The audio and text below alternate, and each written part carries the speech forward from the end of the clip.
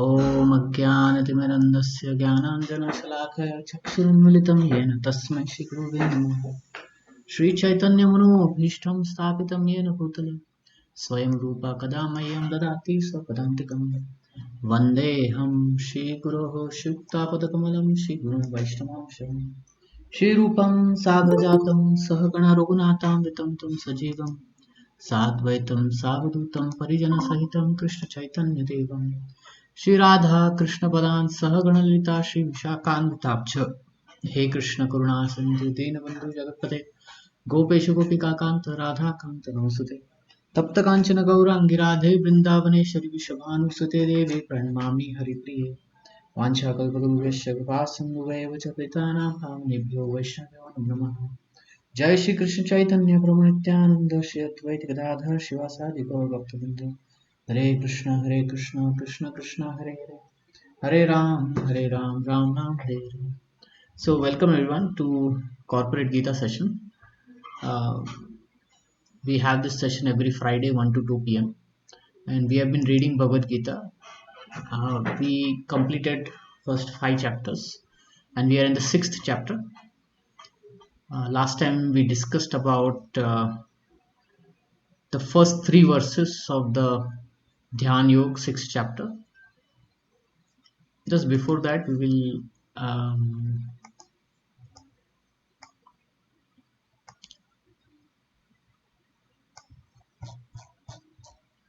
go through some section here.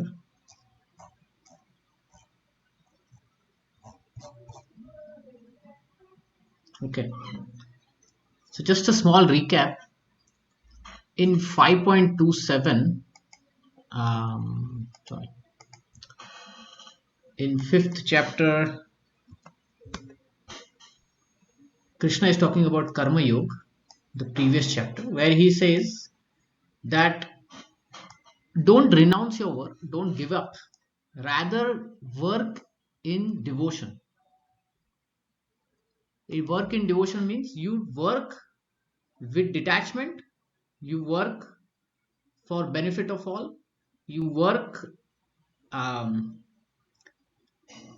you work for the sake of work, and then whatever the result you get, you offer it to the Supreme Lord Vishnu. That is devotion. Okay, so that is what is meant by work with devotion.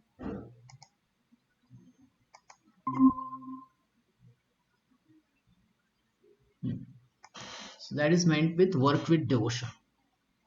And in this section, in the very end,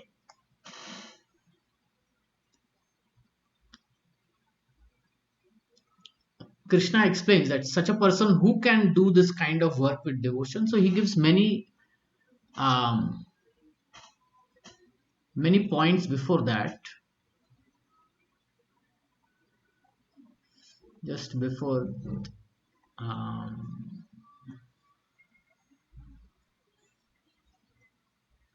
hmm.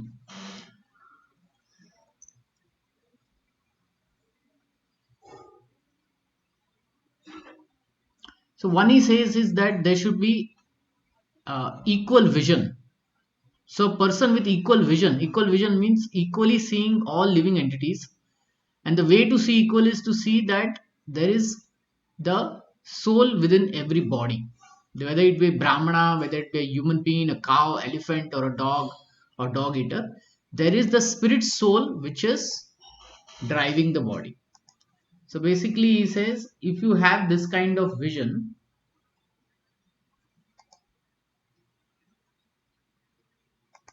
where you can see that there is a living entity, there is a spirit soul within every body, then you get equal vision.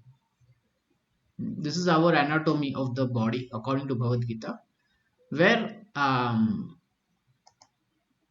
where it is driven by a spirit soul which is not matter, and this spirit soul is aware and using this body which is just a machine.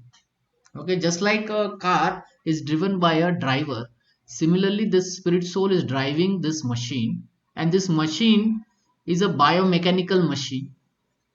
And it has a heart, it has eyes like camera, it has bones and muscles like pneumatic machines.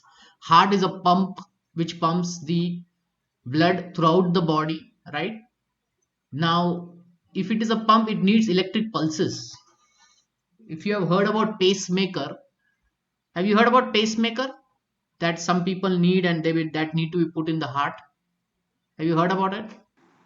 Yes, Yes, Raghuji. Yeah. So pacemaker is something, which give electric pulses to the heart.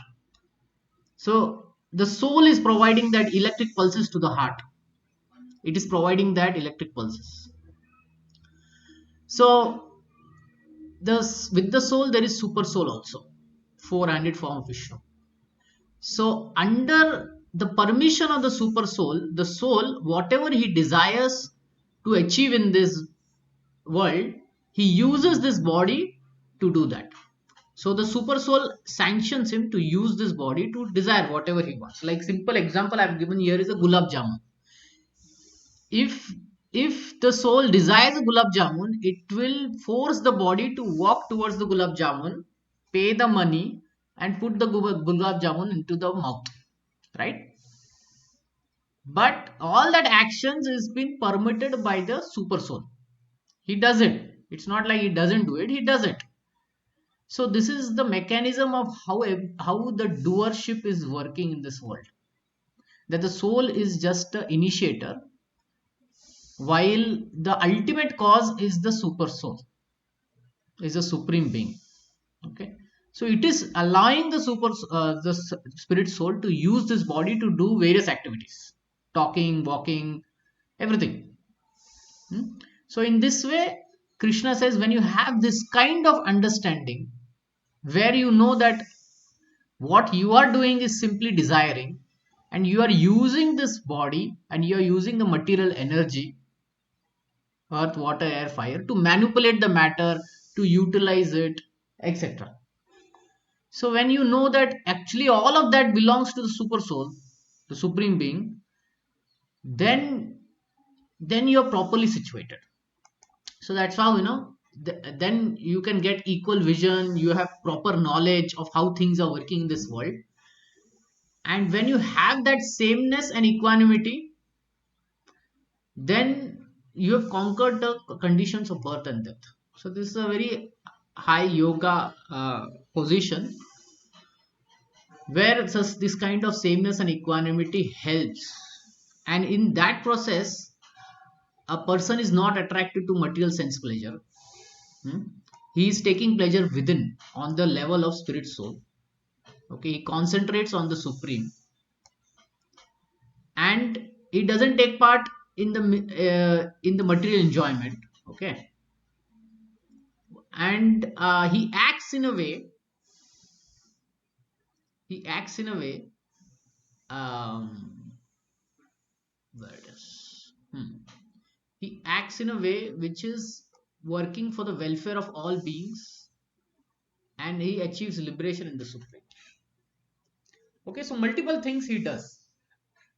Now, in his karma yoga, he will be focusing on the supreme, right?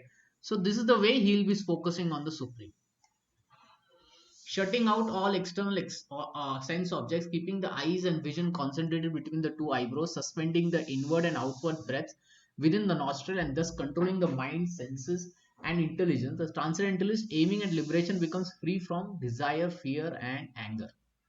One is always in the state is certainly liberated. So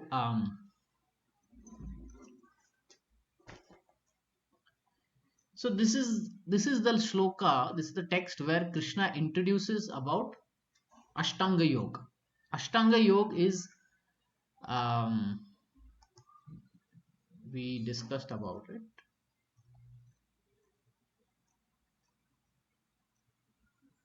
Yeah, Ashtanga Yoga is eight path to the meditation process. Hmm? Ashtanga Yoga, where there is yam, niyam, asana, pranayam, pratyahar, dharana, dhyan, and samadhi. Okay, so yama all the do's, the niyama don'ts, the asana is the yoga asanas that we hear of, chakrasan, bhujasan, and all that. And pranayam is the various pranayams that are there, anulom, vililom, Kapal Bharti, Brahmari, and so many other. Then Pratyahara, Dharana, Dhyan, and Samadhi.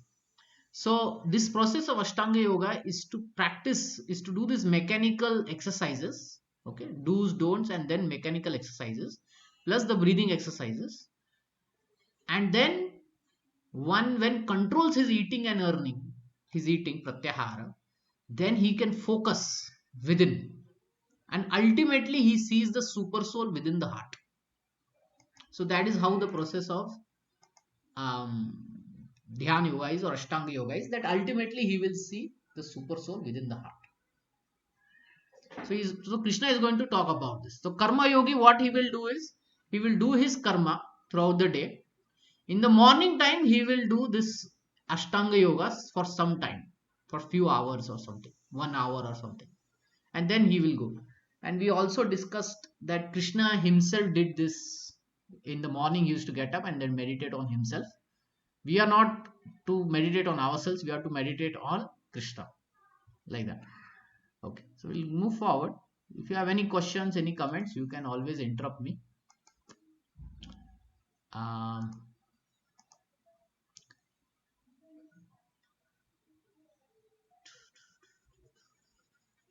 See, it talks about the Ashtanga Yoga, eightfold yoga system.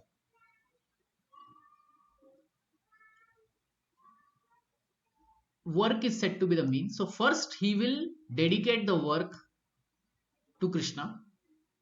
Okay.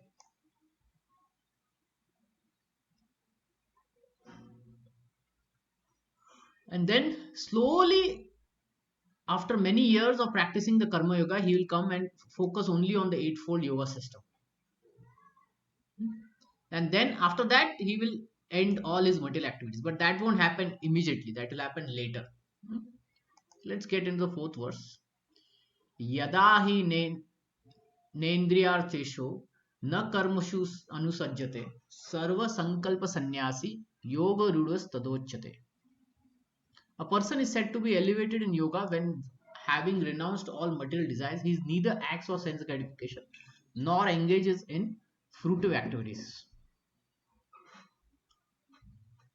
So first thing is talked about sense gratification. See, there are two words for it.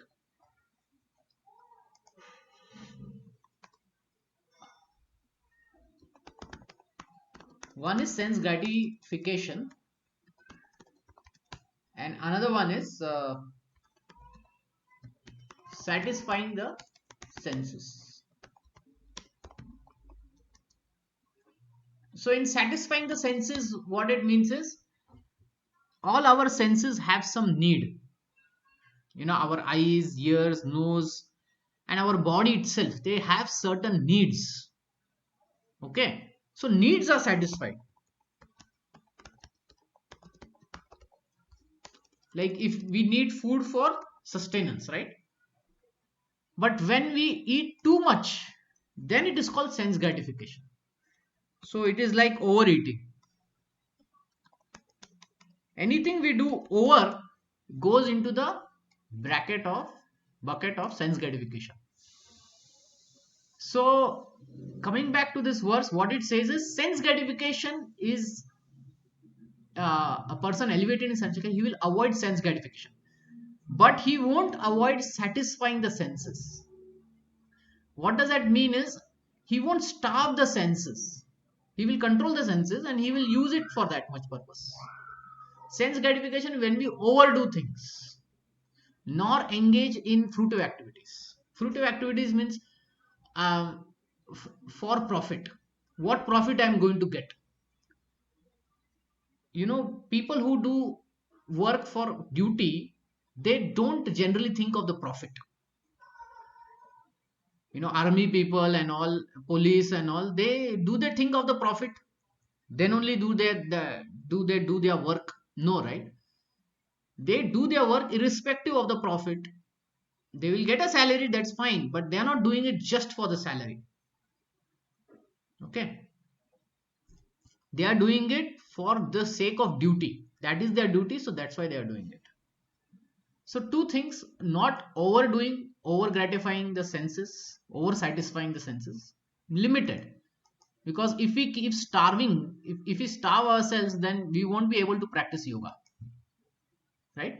But if we eat optimum amount, then we can satisfy, we can do the continue the yoga, right? So like that. And then fruitive activities means profit. What is there in it? So that profit will make us too greedy, and will not bring peaceful mind in performing yoga. So that's why these two things are avoided. Sense gratification, things will become, we'll do overdo things, and fruitive activities which will make us greedy. So two things are avoided in yoga. A person is fully engaged in transcendental loving service of the Lord. He is pleased in himself, and thus he is no longer engaged in sense gratification or in fruitive activities. Otherwise, one must be engaged in sense gratification, since one cannot live without engagement. Without Krishna consciousness, one must be always seeking self-centered or extended selfish activities. But a Krishna conscious person can do everything for the satisfaction of Krishna and thereby be perfectly detached from sense gratification. One who has no such realization must mechanically try to escape material desires before being elevated to the top rung of the yoga ladder.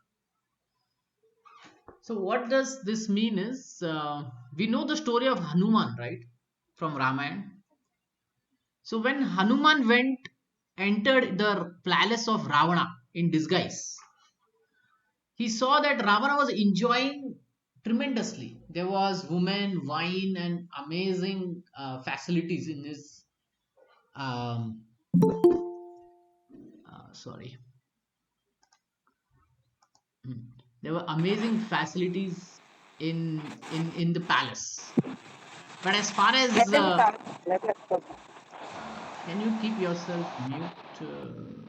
Hmm, okay, someone. Okay, okay. So I was talking about Hanuman. When he entered Ravana's palace, there was lot of facilities. Now, if Hanuman wanted, he could also have enjoyed, right?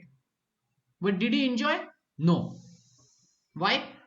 Because he was focused on Krishna. Sorry, Lord Ram. He was focused on serving Lord Ram. Hmm?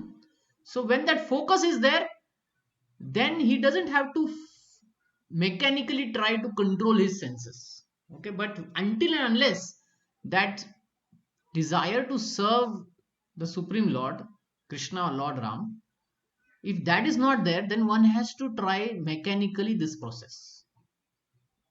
Mechanically yogasanas, mechanically breathing, control the mind, away from sense gratification in a secluded place.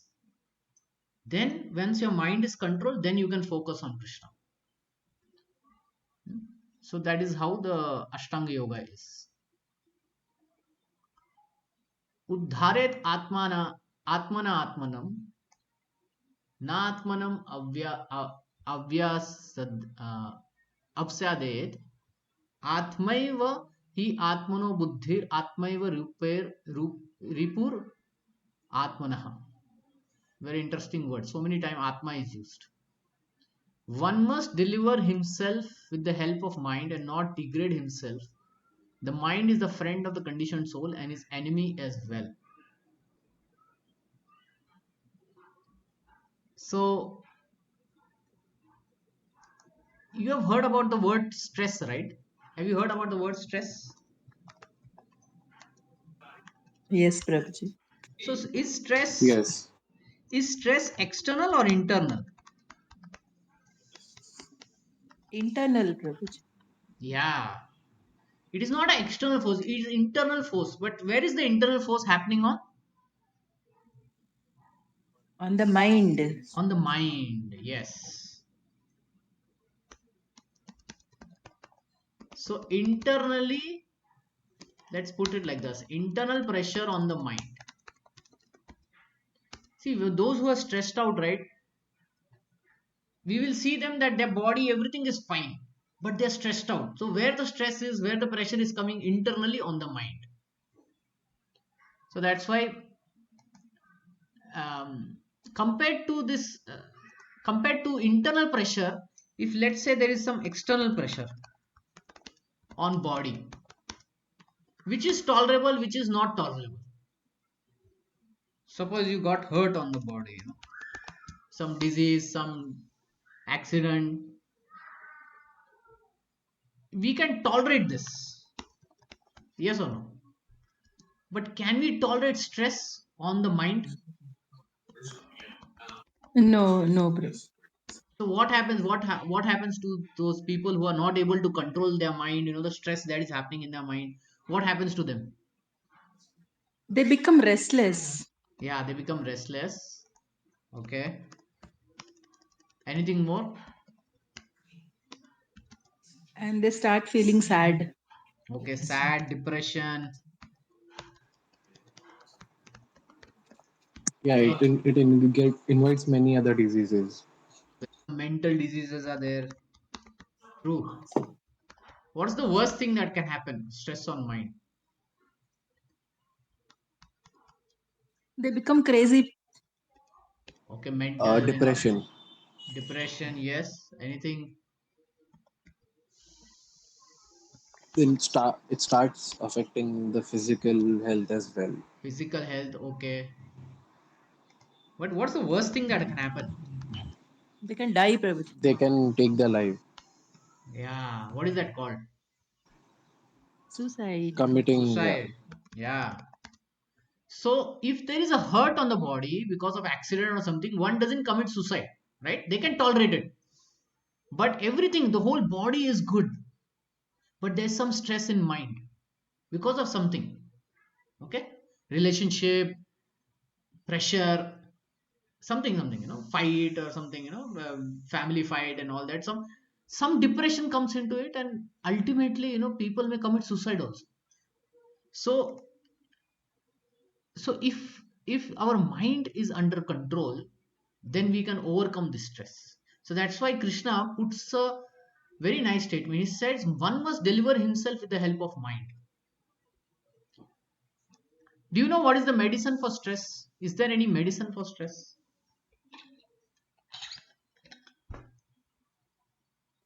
Chanting, Prabhuji. So what is the medical medicine? Chanting chanting um, chanting is a different thing, but what is the medical treatment for stress? Do you know what generally, if a person is under stress, what happens to them? Taking, Like, what are they recommended? Hmm. What are the They get they treatments? have to exercise or something, yeah, or they also rest. Good They to must antidepressant also. Yeah, rest. sometimes exercise may not also, you have to take rest. Anything more?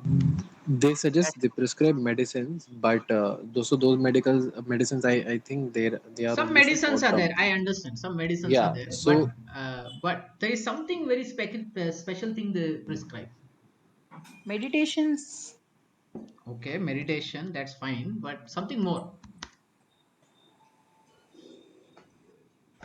Somebody saying, I feel very depressed. I feel um, something bad is going to happen to me. I have this problem. Battery 77%. Connecting to desktop gate.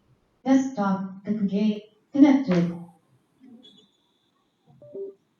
Battery 78%. Just hold on, please. Connecting to desktop gate. Desktop gate connected.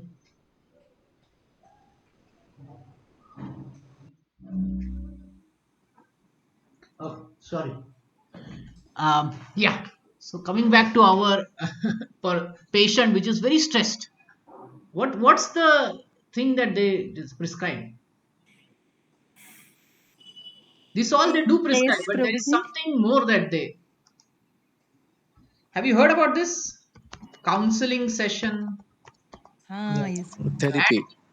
Therapies, yes. and therapies under whom? Under a psychiatrist. Qualified Psychiatrist. psychiatrist. Yes, Yeah. I was waiting for this word. I don't know psychiatrist. Okay, I don't know spelling. But anyway, the psychiatrist, right? So they have to go to a person, psychiatrist, and undergo counseling sessions, therapy.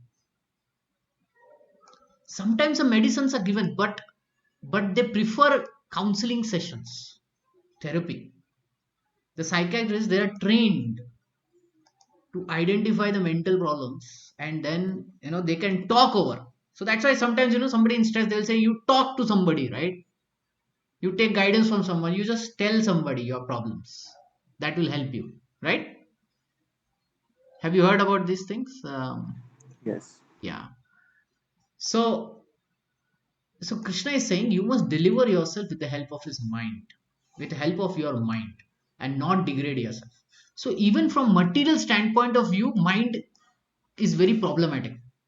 Like we are talking about stress, right? So even from the material point of view, then what to speak from the spiritual point of view? From spiritual point of view also, mind is very, very helpful, and it can elevate oneself in spiritual life with the help of mind. What to speak of just material life, even in the spiritual life it can help. So mind can be friend or it can be enemy. So the mind is very important. So whatever helps the mind, we should do. So there are some practices. So in Ashtanga Yoga we have this pranayam. Do you know what is the benefit of pranayam? What all benefits are there for pranayam? Have you heard about what all have you heard?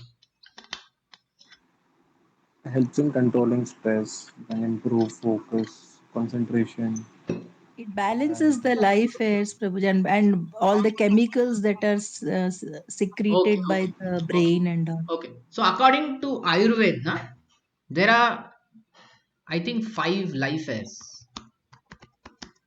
within our body. Okay. So life airs means this is like kind of a air which is there within our body. Okay, it's a subtle body. There's a gross body, meaning there is a body of matter, and then there is a subtle body which we cannot see, but it is there. And that subtle body floats on this 5 life airs.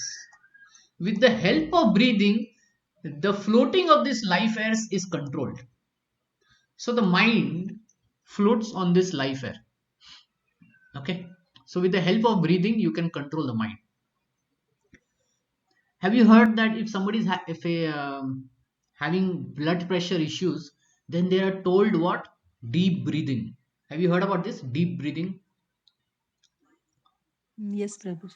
Yeah. So those who yes, have high blood pressure, right? If they are not able to get it down, they're just told do deep breathing 5 times, 10 times, and with that, some few units of blood pressure are dropped. So what is exactly happening is the mind is being calmed by breathing. Why? Because the mind floats on this life air. Now, if we control the life air by our breathing, our mind will automatically become stable. So it's like a mechanical process to stabilize the mind. Hmm? So the breathing one helps in that stabilizing. Okay.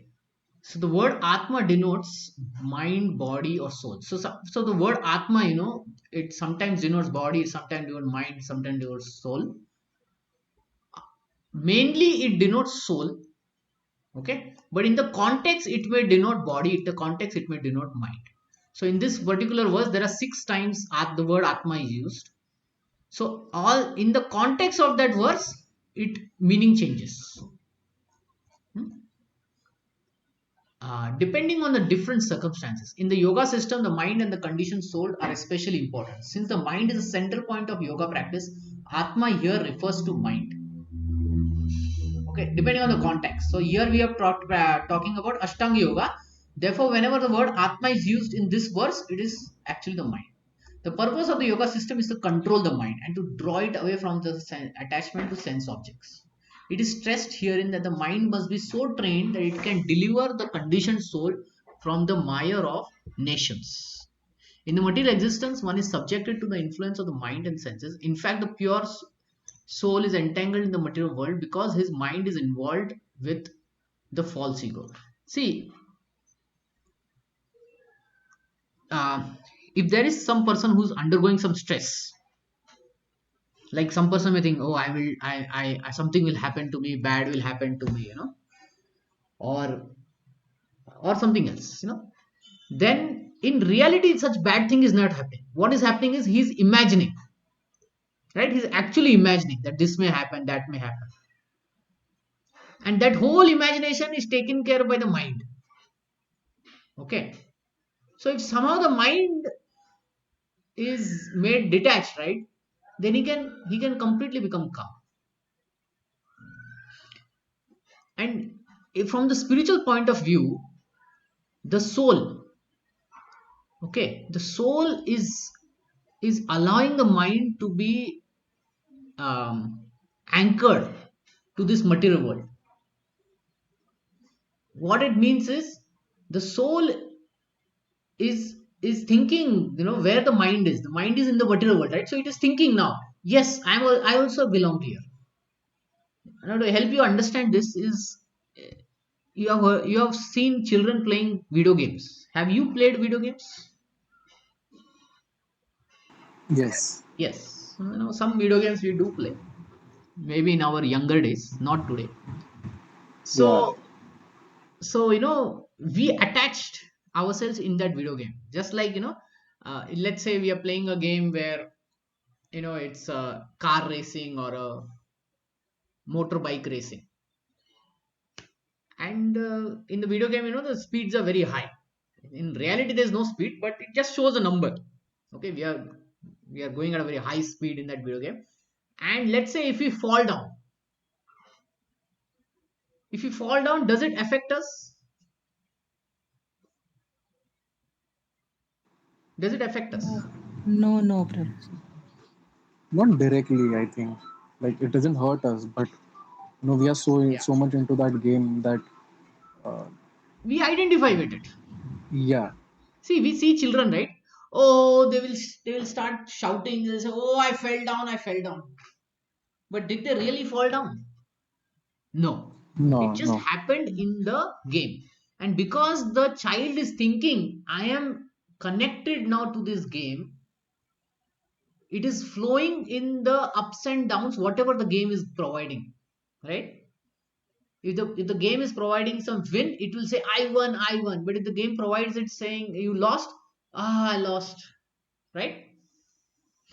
So, so here, so the pure soul, let's say the player, he entangles himself in this material world game.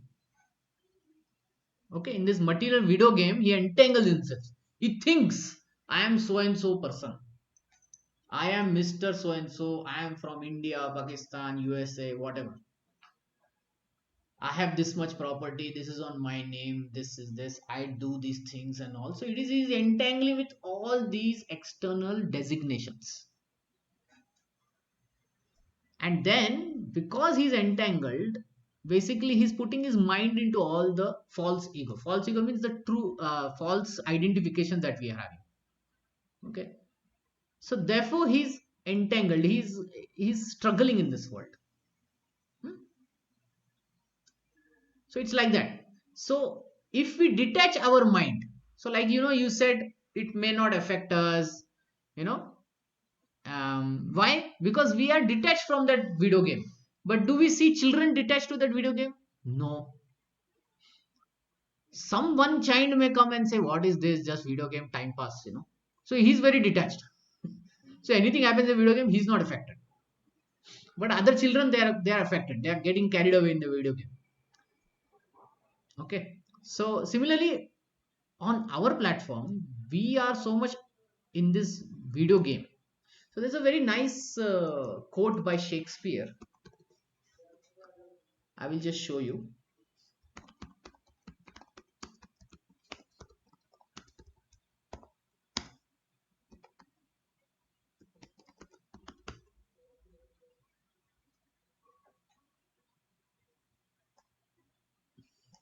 Yeah, this one.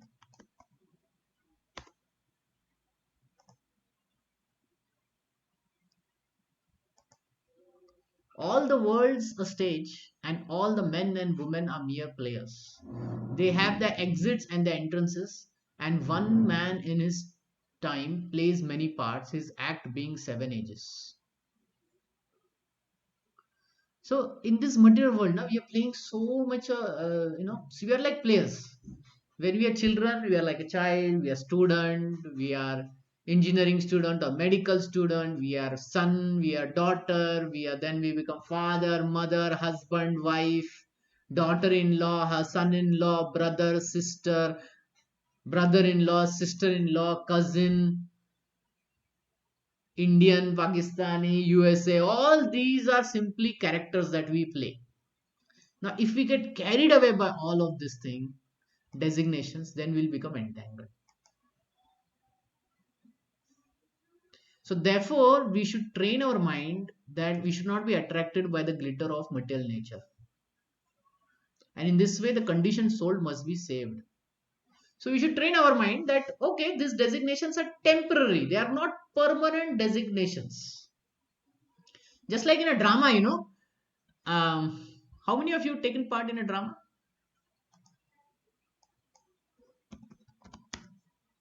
Huh? How many Yes, of I you? have. So in a drama, you may play a part and your friend may play another part.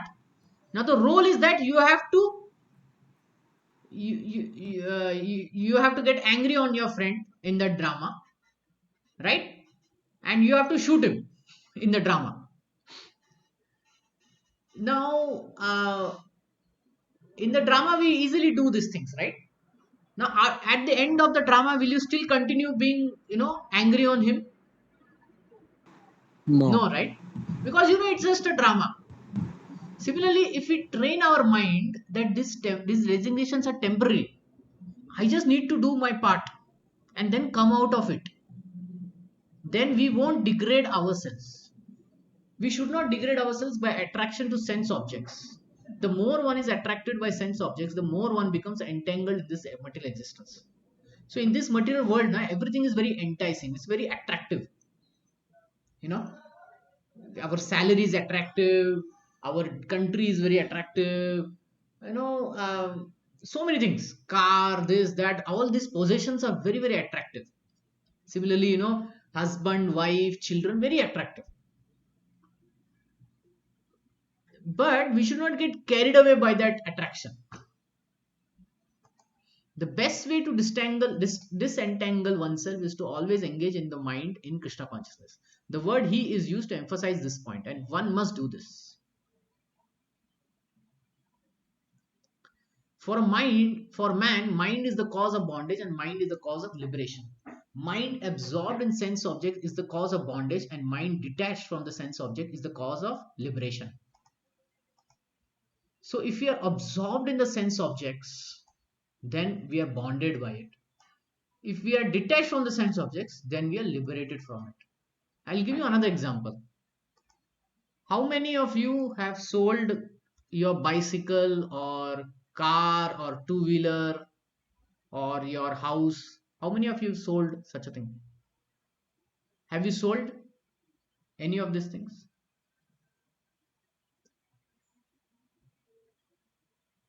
No one? No one has sold No. anything that it belongs to them in the market? No. No? Okay. So I have sold my car. I sold my car.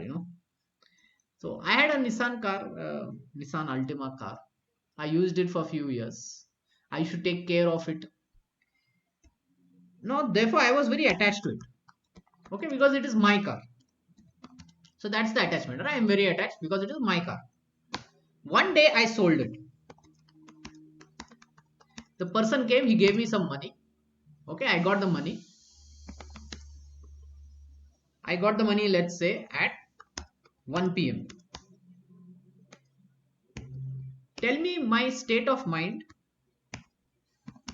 at 1:05 p.m. when I look at that car.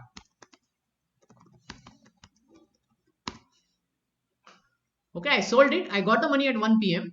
5 minutes after it, when I look at that car, how will I feel? Just imagine.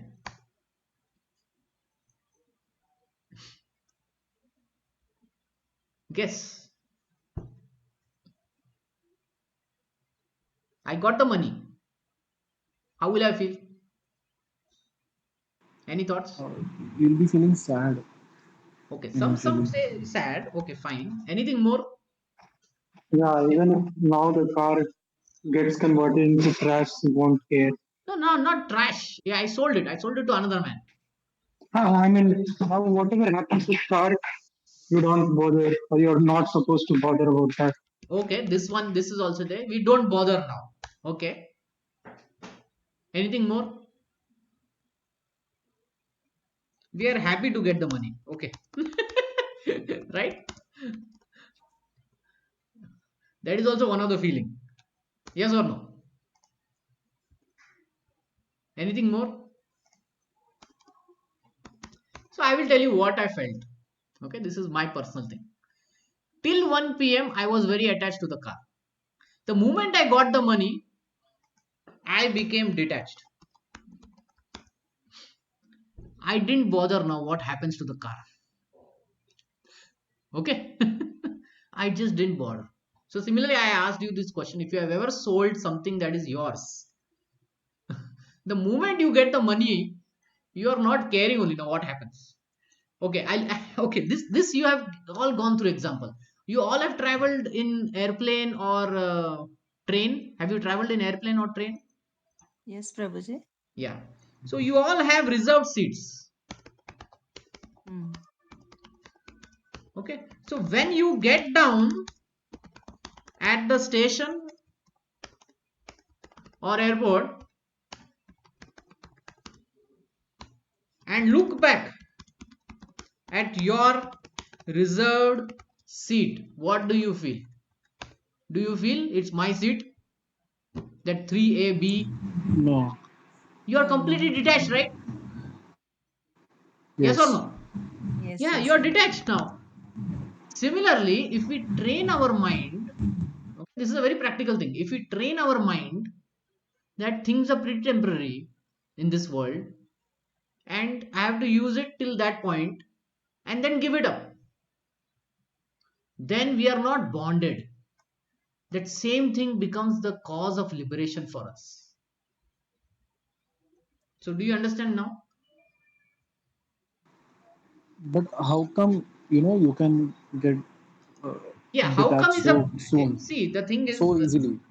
yeah, so the one thing is that let's take the example of reserved seat. You are paid for it, right? And once you get down the station, you don't worry who sits there now. Do you? Prabhuji, Whatever No. but happens that to is that a seat, you're non-living thing. No, we don't get attached. I mean, mostly to like, hmm. uh, but Okay. with human beings, it is little difficult. No, Okay, Prabhuji. okay, okay. So Krishna But is even saying, like even with tell. sorry to interrupt.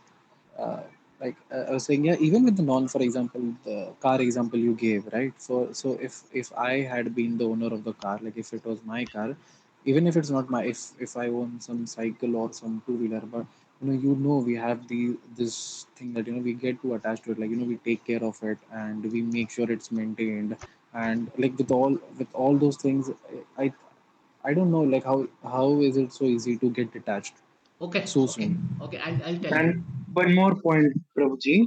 Huh. It's like in this case, actually, that was your decision, that was your choice to sold the car. But in many life scenarios, what happens is that the things are being snatched from us. That like against our Okay, will. okay. So that Yeah, is yeah, that is true. So that is one question. What is your question, Shiva? Yeah, I said that even if they are non-living things, we know we bought it with our money, or if someone gifted it to us, we took care of it for such a long time. Then we are bound to get attached to it. So Yeah. how is it that we get detached so easily? Like as you said, like when you sold it, you from that very moment you felt you got detached from it. You felt relieved. So Okay, okay, okay.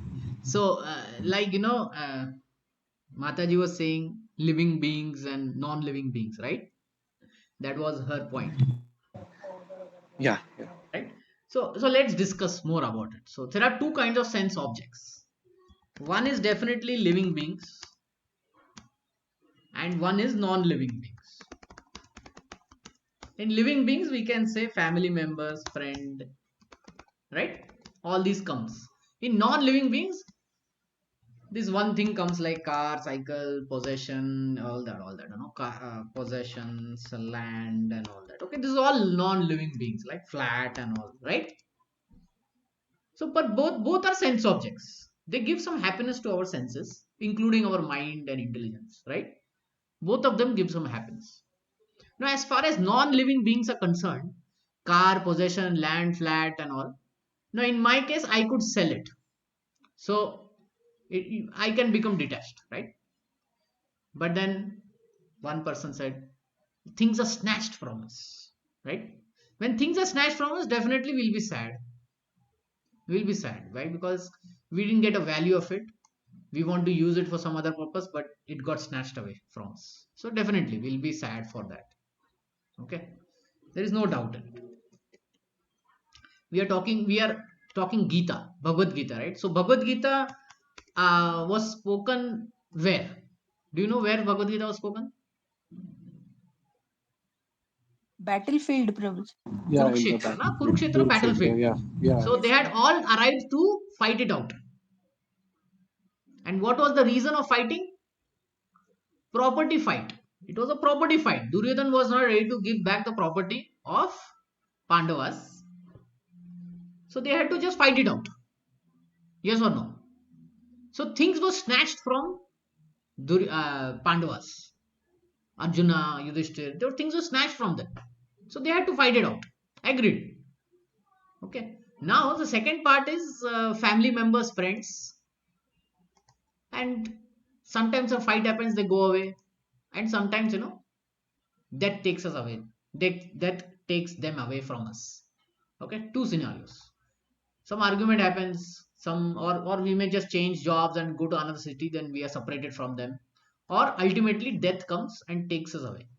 And same thing, that when it comes to us also, then all of these are taken away from us. Okay. Now the question comes is how to do this, how to become detached. That is the question, right? Yes or no? Yes, Prabhu. Hmm. Yes. Yeah. So, for this whole to become detached, the whole Bhagavad Gita was spoken. Okay, so the whole Bhagavad Gita is the answer for that. But I will list down. One is to intellectually detach. Intellectual detachment is very, very important. With the help of knowledge, okay, with the help of reality, we can detach ourselves. So, what knowledge? Krishna says, now we will go back to second chapter where this knowledge was spoken, and few verses we will pick up.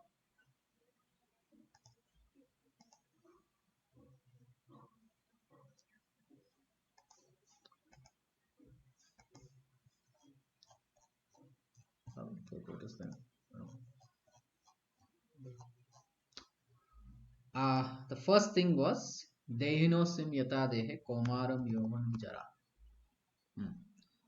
Dehinosim yata dehe komaram yovanam jara tata dehanta prapti dhiras tatana mohite. This embodied soul in this body passes from boyhood to youth to old age. The soul similarly passes to another body at the time of death. O sober person is not bewildered by such a change. So our real identity is the soul, not the external body. The external body is anyway going to die. We have this famous picture. The body changes, but the soul remains, and one day we have to die, and the soul goes into another body. This is what Bhagavad Gita teaches. And there are many proofs for it. 2, 3 proofs we have discussed in the past. I'll just name it. Reincarnation. People can remember previous life, and they have found like they are 100% true. Some in many cases. So that means there is something within our body that passes from one body to another at the time of death. Okay. At the time of death, that thing passes. So that's the Atma, that's the soul. And Krishna gives some more examples. Um,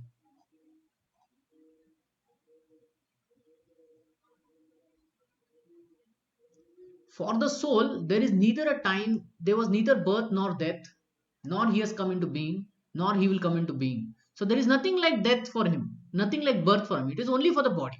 So the soul is eternal.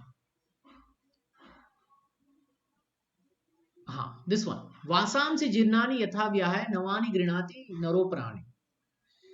As a person puts on new garments, giving up old ones, the soul similarly accepts new material bodies, giving up old and useless ones. So our bodies are simply like clothes. We change clothes every day, right? Similarly, the bodies, they get changed. Actually, it changes every day. Okay, from boyhood to change, it is changing. At the time of that, there is complete change from one body to another body.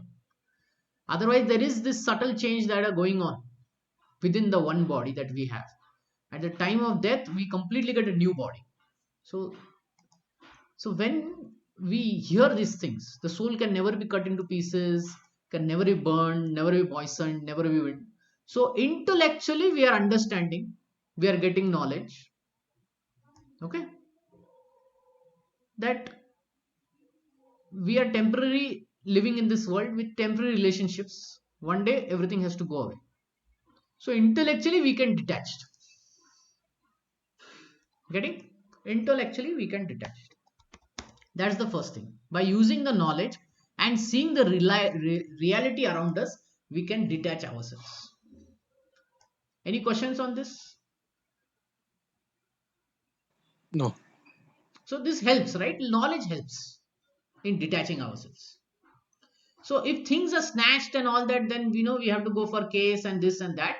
But let's take, if things are not snatched, if death comes, death is the biggest thing which snatched and we cannot get things back. There is no court or there is no judge who can get things back from us when we die. So that's the final thing, right? That's the final hammer. So intellectually we come to know that we are living in this world temporarily. Temporary family members are there, friends are there. One day we have to go. Either they will go first or we may go first. That's the only thing. So intellectually we'll detach ourselves. Then Bhagavad Gita says practice of yoga. It helps us in detaching. See, when we practice yoga, then it does. Now, what is yoga? Yoga is karma yoga. Okay, in karma yoga, when we perform our activity or our action for sake of duty, for benefit of all and us, okay, lok sangraha, and offer result to Krishna.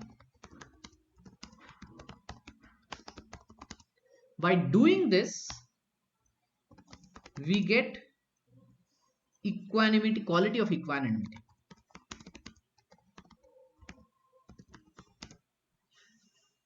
Okay, so when things are snatched from us, either legally or illegally, okay, we have achieved the quality of equanimity. Why? Because of practice of karma yoga. And then on that platform also we are very detached.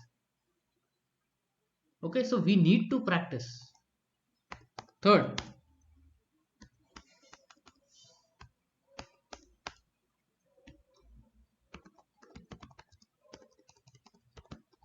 practice of bhakti yoga. Here we do spiritual practices like chanting of holy name of Krishna. This is the basic thing. Okay, so when we chant the holy name of Krishna, the holy name does things to us. The holy name cleanses our heart of all misgivings, or in simple words, attachment. Like chanting the holy name of Krishna and hearing about Krishna. These are two main things. There are many more to that. Not many more, just 9 of them. But these are the main things. When that happens, the holy name cleanses our heart of all misgivings or attachment. And then we achieve real detachment. Okay, so this is the process. This is the whole thing that Krishna is explaining in Bhagavad Gita. We are in this section, Karma Yoga section. In Karma Yoga section, he is explaining Jnana Yoga and Dhyana Yoga, both. So Jnana he explained, okay, intellectual detachment he explained. Again, he's coming back to Karma Yoga, Jnana Yoga, Dhyana Yoga, and then from 7th chapter he will enter into Bhakti Yoga. So it's a process of detachment. In this process of detachment, one will think, should I give everything up? No, you have to do Karma Yoga. You have to do your duty. But do it for the sake of duty. Do it for benefit of all. Offer the result to Krishna. Then what is the spiritual practices? Chanting the holy name of the Lord, hearing about Krishna. Those are the spiritual practices. And that will cut the knot, the misgivings and attachment. Now I will show you the proof. You want to see the proof? Or what I say by proof is Shastra proof. The Shastras are saying this. So we'll go to Srimad Bhagavatam, first canto, second chapter.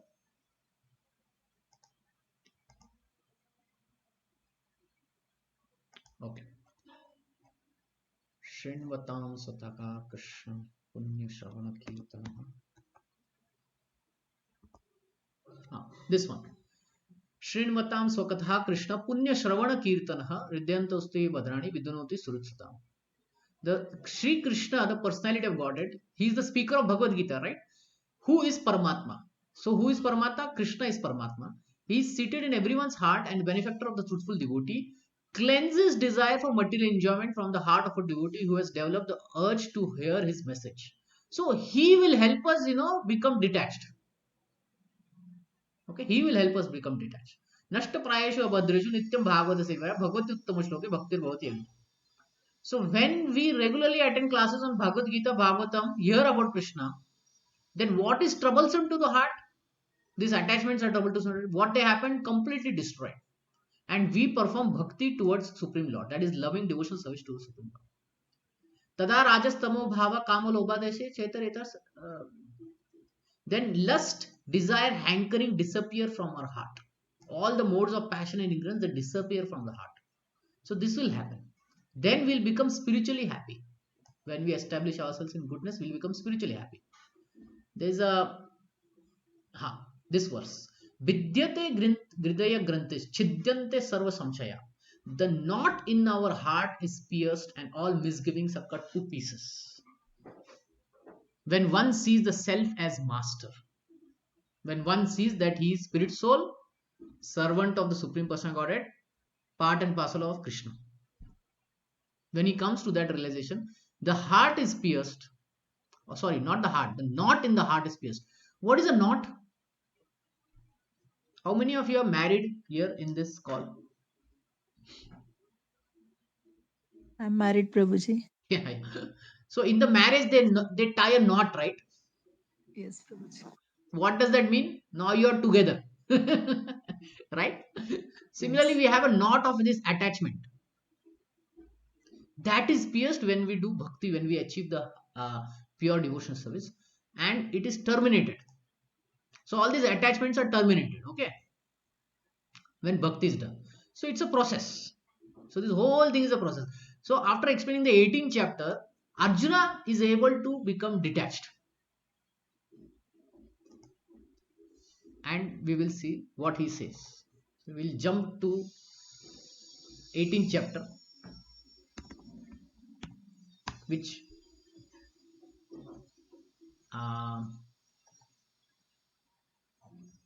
he-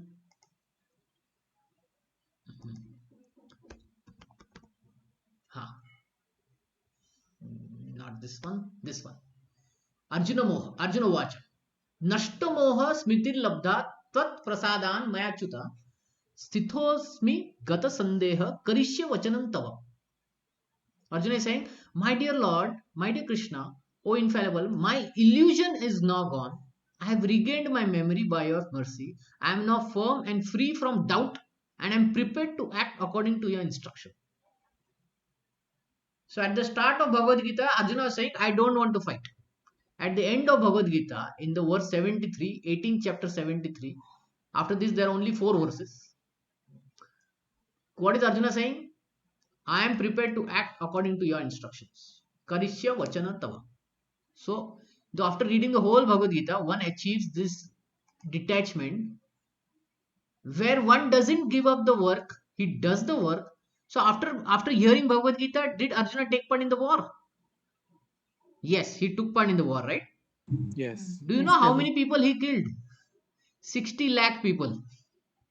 Previously, he was not even ready to kill one person, but after hearing Bhagavad Gita, he became detached and he performed his duty. And he did do it lazily. He was very expert. 60 lakh, only one person. Okay. So ultimately, But sorry to interrupt, Prabhuji, but he didn't kill Dronacharya or Bhishma Pitama, right?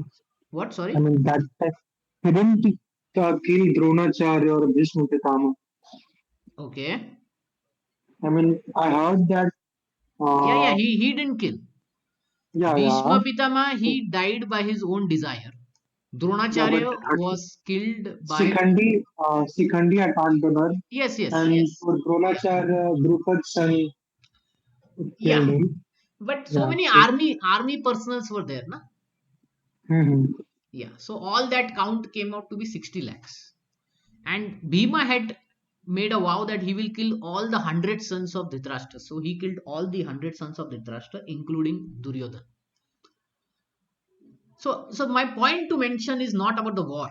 My point to mention is how detachment is achieved by hearing Bhagavad Gita. So this is the process. First intellectually, then practice by karma yoga, and then practice by bhakti yoga. Ultimately, this detachment will come. And we saw after hearing the whole Bhagavad Gita, Arjuna could come to that final point. Okay, for us it will take some time because we have to practice karma yoga, we have to practice bhakti yoga. In case of Arjuna, he is already practicing karma yoga and bhakti yoga. Okay, he was put into doubt to make this Bhagavad Gita be spoken. Otherwise, for he was already a devotee, he was already a bhakta, pure devotee. Okay, but for our to help the whole humanity, he was put purposefully in doubt. Doubt of what? Attachment to family members. And then Bhagavad Gita was spoken so that intellectually he can be detached, practically he can do karma yoga, spiritually he can do bhakti yoga and achieve liberation, ultimate liberation. Okay, so yeah, this is the process. Any questions? Hare Krishna Prabhuji. 60 lakh people Arjuna alone killed. In those days, population was that much, Prabhuji? I thought it was very less. No, it was. See, this today's calculation statistics now. Uh, so today, whatever today is Kali Yuga going on, right? That was Dwapar Yuga. Things were very nice. When Krishna, what were the age of Pandavas when they were fighting? 90 years. Okay, 90s. Okay. After this, they lived for more than 36 years more than that. Okay. Hmm? So okay. So in Satyuga, the normal age is 100,000 years. Then it in the next yuga it goes down to 10,000 years, then 100 years, then 1,000 years, sorry, 1,000 years, and then 100 years. 100 years is for Kali Yuga. And presently we are not even living 100 years. 70, 80, right? 60, 70, 80. When Yes, Lord Ram was there, he performed a yajna which was 10,000 years long. When Krishna was there, 1,000 years people used to live. And in present age, less than 100. So it's not about population. It's about, if there is truth in this world, na, then if there is dharma in this world, if people are acting very dharmically, very ethically, morally, and dharmically, then there is good distribution of everything, medicines, clothes, food, everything, right? Then people are happy. So that was the case for previous yugas. In Kali Yuga, what happens is there is a lot of hypocrisy and unethical things, unmoral things. So there are consequences of that. Okay. What is the timeline of Treta Yuga? I mean, timeline of Rama. Yeah. So I have a document for it. Let's see.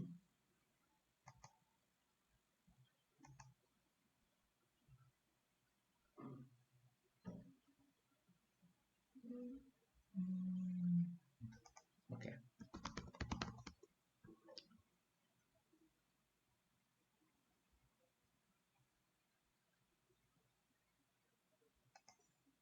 Yeah, I have a timeline here.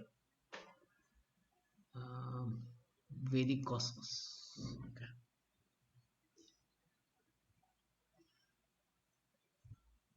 Yeah, if you can see here, make it 150.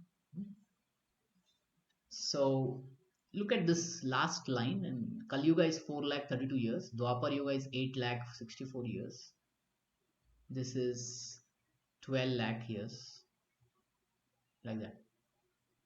Treta Yuga, 12 lakhs. And such 4 yugas, they happen 71 times in the day of Brahma. Actually, not 71 times, 71 into 14 times in the day of Brahma. And the rest of his night he sleeps. Every morning he gets up. And like this, he is doing for his 100 years. And he's in the middle, 51 years, like that. So this is the time scale. You can, I'll just put this in the link. I will share in the chat, WhatsApp chat. Okay. Okay, Prabhu. Thank Yeah, you can have this look at the document. There are some videos to it, YouTube video. You can look at it. Hmm? Then there is something more, how this universe is, how it looks, and all that. Sometimes we'll discuss this as particular verses come. So, any other question?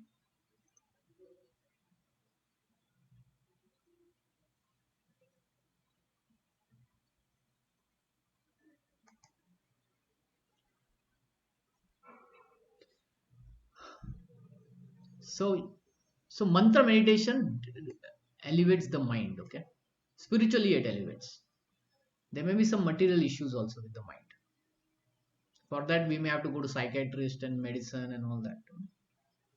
But all this mantra meditation and all that is meant for spiritual elevation. Okay, so we have gone 13 minutes past. We will meet next week and continue with 6.6. Okay, thank you very much. Hare Krishna. Thank you, Prabhuji. Hare Krishna.